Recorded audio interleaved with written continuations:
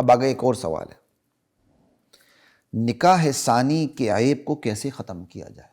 یہ مان لیں، یہ تو اینکر بھی مان گئی تھی جب میں نے سوال کیا تھا ان سے کہ کیا ہمارے معاشرے میں دوسرے نکاح کو، دوسری شادی کو عیب سمجھا جاتا ہے کہ نہیں؟ کوئی زبان سے کہے نہ کہے دوسری شادی معیوب سمجھی جاتی ہے کہ نہیں؟ ویسے میں آپ کو ایک بات بتا دوں، دوسری شادی کو معیوب سمجھنا کفر ہے، کیونکہ دوسری شادی کو معیوب سمجھنا قرآن کے آرڈر کو معیوب سمجھنا ہے، اور قرآن کے آرڈر کو معیوب سمجھنا کفر ہے۔ ہمارے معاشرے میں کوئی زبان سے کہے نہ کہے دوسری شادی کو حیرت سے، عیب کی نگاہ سے دیکھا جاتا ہے کہ نہیں دیکھا جاتا؟ لا الہ الا اللہ۔ اب دوسری شادی کے نکاح، دوسری شادی کے عیب کو جو عیب سمجھا جا رہا ہے، نکاح ثانی کو جو عیب سمجھا جا رہا ہے، تو اس کو کیسے ختم کیا جائے؟ آپ جواب دیں۔ آپ نے جواب کیا دینے ہیں؟ آپ تو مزید ابناک بنا رہے ہیں پہلی بیوی کی اجازتیں شامل کر کے اس میں۔ آپ تو عیب ناک بنانے میں معاون ہیں، چاہے آپ کا تعلق مقننہ سے ہو یا مقننہ کے قوانین کی امپلیمنٹیشن سے ہو۔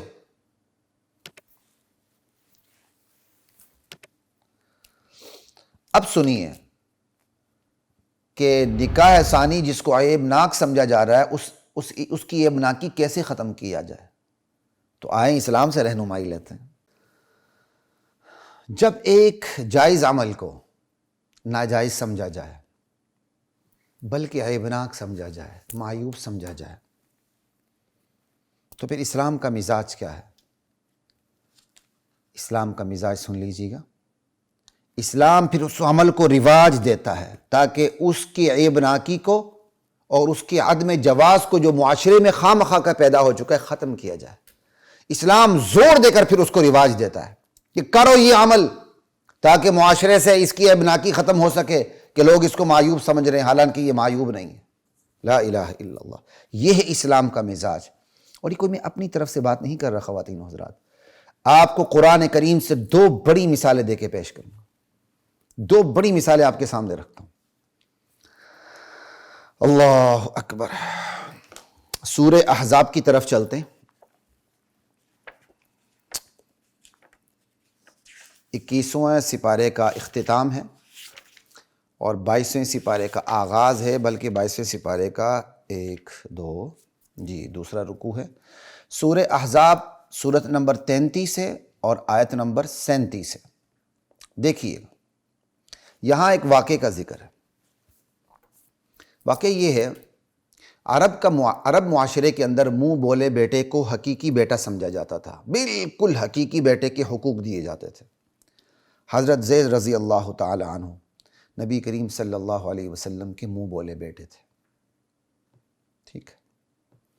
تو قرآن اسی کو ذکر کرا، اور اس منہ بولے بیٹے کے پاس نبی علیہ السلام نے اس منہ بولے بیٹے کو اپنی پھوپھی زاد بہن حضرت زینب نکاح کر کے دی تھی اللہ کے نبی نے، لیکن دونوں کا آپس میں نباہ نہیں ہو سکا۔ ہم ان وجوہات کی طرف نہیں جاتے، صرف یہ بتانا کہ عرب معاشرے میں منہ بولے بیٹے کو حقیقی بیٹے کی طرح سمجھا جاتا تھا، اور منہ بولے بیٹے کی بہو کو حقیقی بہو کی طرح سمجھا جاتا تھا، اور منہ بولا بیٹا اگر اپنی بیوی چھوڑ دے تو اس کی بیوی سے نکاح کرنا حقیقی بیٹی سے نکاح کرنے کی، حقیقی بیٹے کی بیٹی یعنی اپنی بہو سے، حقیقی بہو سے نکاح کرنا سمجھا جاتا تھا، جو انتہائی معیوب، عرب میں کسی کو یہ ہمت نہیں تھی کہ وہ ایسا کام کرے۔ اب حضرت زید نبی علیہ السلام کے منہ بولے بیٹے تھے، آپس میں ان کا نباہ نہیں ہو سکا حضرت زینب کا اور حضرت زید کا، تو پھر کیا کہتے ہیں، حضرت زید بار بار نبی علیہ السلام کے پاس یہ معاملہ لے کر آتے تھے اور وہ طلاق دینے کی نیت کرتے تھے، ارادہ ظاہر فرماتے تھے، اور اللہ کے نبی انہیں روکتے تھے کہ زید تم نے طلاق نہیں دینی، ٹھیک ہے؟ اور نبی علیہ السلام کو اس چیز کا علم تھا۔ اب وہ علم کیسے تھا؟ فراست سے تھا، وحی سے تھا، ہم اس پہ نہیں جاتے۔ قرآن کے واضح الفاظ سے جو چیز واضح ہو رہی وہ آپ کے سامنے رکھ رہا ہوں۔ نبی علیہ السلام کے علم میں یہ بات موجود تھی، اگر زید زینب کو چھوڑ دیتا ہے تو مجھے نکاح کرنا ہوگا، اور اگر میں نکاح کرتا ہوں تو میں معاشرے کے رد عمل کا کس طرح سامنا کروں گا؟ معاشرت تو منہ بولے بیٹے کی بیوی کو حقیقی بہو کا درجہ دیتا ہے۔ تو نبی علیہ السلام اس صورتحال سے بچنے کے لیے، اس امتحان سے بچنے کے لیے زید کو تاکید کرتے تھے کہ زید تم نے طلاق نہیں دینی، اللہ سے ڈرو، تم نے اپنی بیوی کو طلاق نہیں دینی۔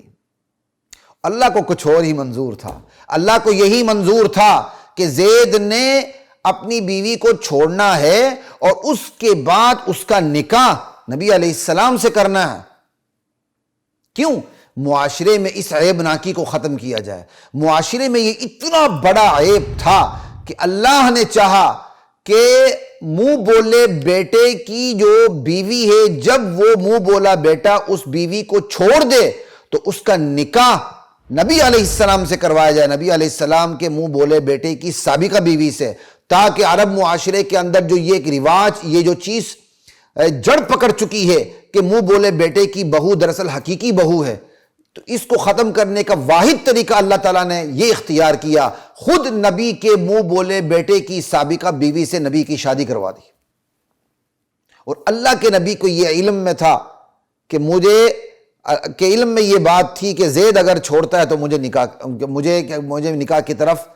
نکاح کرنا ہوگا، اور اللہ کے نبی اس صورتحال سے بچنا چاہتے تھے، جبکہ اللہ اپنے نبی کو اس صورتحال سے دوچار کرنا چاہتے تھے کہ نبی اس امتحان سے گزرے، تاکہ نبی کی امت کے لیے تا قیامت آسانیاں پیدا ہوں، کہ جس چیز کو ناجائز سمجھا جا رہا ہے حقیقت میں وہ جائز ہے، وہ ناجائز عمل جو معاشرہ ناجائز سمجھتا ہے حالانکہ وہ جائز ہے، وہ عمل نبی سے کروایا جائے، تاکہ معاشرے کے اندر جو عدم جواز کا تصور ہے ناجائز ہونے کا، اس کی جڑ ہی کٹ جائے کہ یار یہ تو کام نبی نے کیا ہے، تو اس سے بڑا جائز کام اور کیا ہو سکتا۔ جبکہ نبی علیہ السلام اس امتحان سے بچنا چاہتے تھے۔